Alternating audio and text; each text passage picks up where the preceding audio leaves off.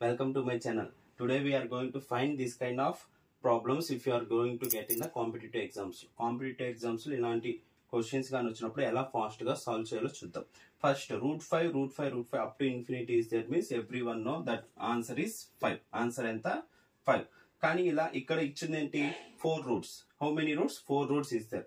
First write the 5 ఇలానే రాసుకోండి.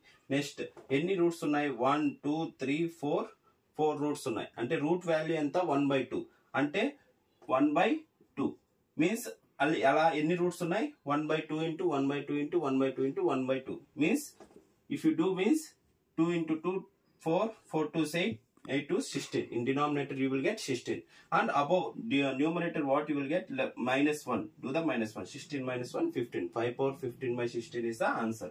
Or else you can use one more formula 5 power 2 power n by 2 power n. Thank you.